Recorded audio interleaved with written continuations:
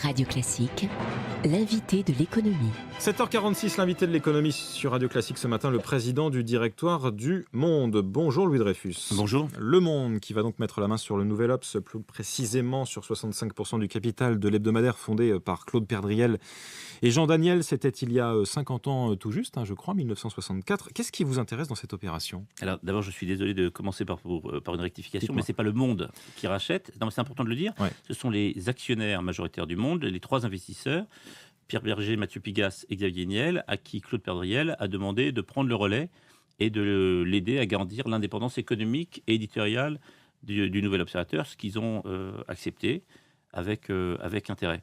Donc c'est pas le Monde, il y aura un cousinage entre les deux groupes, mais le Monde reste de son côté avec des développements qui lui appartiennent. Mais dans une presse en crise, l'idée c'est que l'union fait la force ?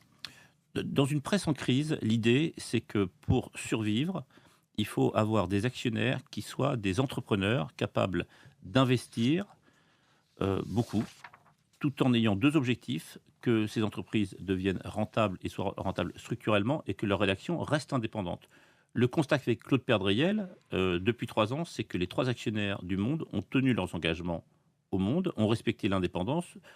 Personne ne peut contester que le journal est meilleur depuis 3 ans et que la rédaction est indépendante. Les comptes sont nettement redressés par rapport à la période hantée.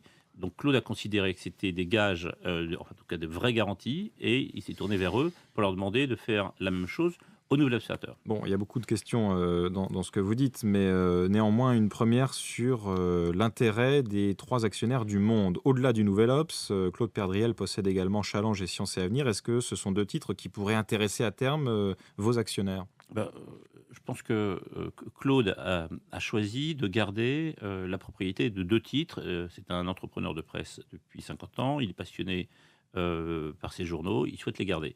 De manière générale, les trois actionnaires de LML souhaitent continuer à investir dans la presse. Donc chaque fois qu'il y a une opportunité, chaque fois qu'il y a des titres qui peuvent être en vente, dans la réalité, nous regardons les Donc dossiers. oui, potentiellement intérêt pour Sciences et Avenir. Potentiellement, mais aujourd'hui, ils ne sont pas en vente, donc il n'y a pas de discussion. Vous faites une bonne affaire, si je puis me permettre, Louis Dreyfus, enfin vos actionnaires, pour être tout à fait précis. 10 millions d'euros hors investissement pour racheter le Nouvel Obs. C'est la valorisation qui est présentée par le deal. C'est plutôt faible pour un hebdo dont le tirage dépasse tout de même les 630 000 exemplaires aujourd'hui. Oui, alors, c'est en ce moment... d'abord, il y a peu de transactions en presse, vous le savez, il y a peu d'acheteurs, donc forcément, c'est compliqué d'avoir une valorisation. Et puis, c'est une entreprise qui est une très belle entreprise, avec une rédaction de très haut niveau, mais qui perd 7 millions d'euros. Donc, dans la réalité, les actionnaires viennent à la rescousse d'un groupe qui perd 7 millions d'euros par an. C'est considérable. Quand vous le ramenez au chiffre d'affaires, ça donne une rentabilité qui est très négative.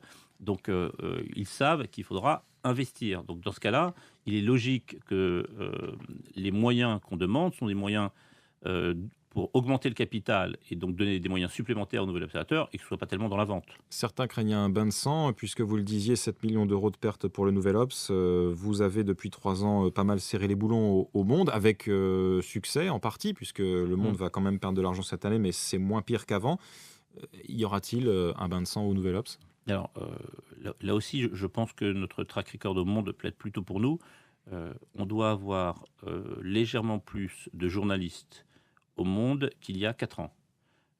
Si on doit parler de réduction d'effectifs, au Monde, la seule réduction d'effectifs véritable, ça a été à l'imprimerie, où effectivement on a baissé des 2/3 les effectifs.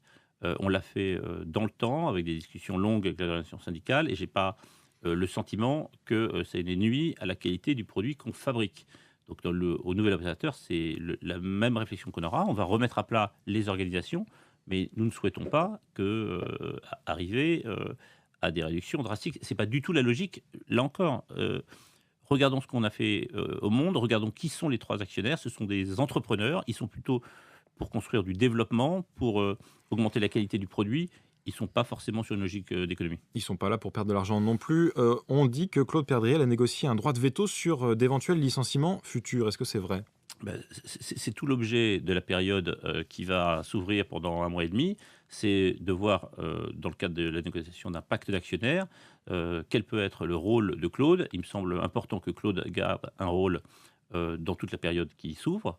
Il connaît parfaitement son journal, il a la confiance de ses équipes, et pour qu'on transforme le modèle économique du nouvel observateur, on aura besoin de la confiance des équipes. Donc on va regarder avec Claude quels sont les droits particuliers qu'il peut avoir et qui peuvent aider au redressement du groupe. Donc c'est en négociation, pas de veto là pour l'instant. Ça sur fait l'objet licenciements. voilà.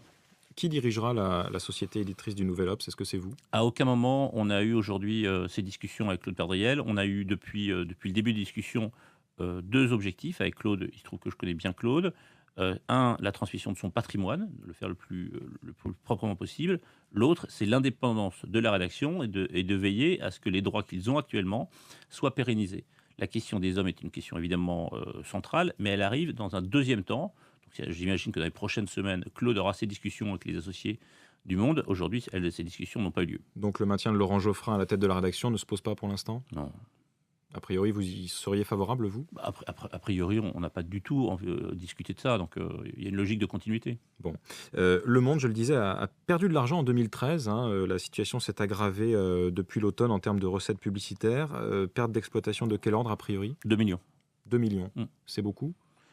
C'est forcément trop. Alors, quand on la ramène à un chiffre d'affaires de 350 millions d'euros, ça reste pour marginal. L'ensemble du groupe, qui Pour l'ensemble intègre du groupe. Télérama et Courrier International, Voilà. je rappelle. Mais là aussi, si le Monde avait gagné 2 millions et pas perdu 2 millions, ça resterait beaucoup trop fragile. Il faut, pour que ce groupe soit structurellement rentable, qu'il puisse absorber des baisses de recettes publicitaires ou des à-coups du marché, avoir une rentabilité qui soit plutôt de l'ordre de 10 millions d'euros. Donc c'est vers ça qu'on doit travailler, et c'est là-dessus qu'on travaille avec Nathalie Nougared, en essayant de travailler sur du développement plutôt de produits, de la diversification et une amélioration de notre compte d'exploitation. Le papier, je crois, représente encore 83% du chiffre d'affaires du Monde. C'est beaucoup. Les abonnements numériques progressent, mais la diffusion, le tirage papier, lui, enfin les ventes au numéro continuent de baisser, de s'éroder. Comment faire avec tout ça? Il y a plusieurs choses. C'est d'abord, quand on parle de vente papier qui s'érode, c'est pas faux, mais on parle d'une réduction de l'ordre de 3 ou 4% par an. Donc on n'est pas sur un effondrement.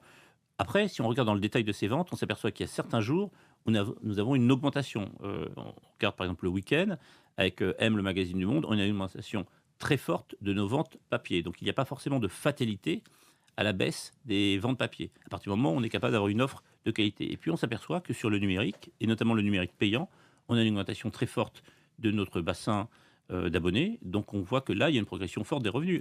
Notre filiale interactive, le Monde Interactif, a une rentabilité de l'ordre de 30%, c'est-à-dire comparable aux startups Internet. Donc il y a aussi des pôles de développement dans ce groupe, c'est ce qu'il faut qu'on cultive. Tout dernier mot, Louis Dreyfus, est-ce que le prix du Monde va augmenter?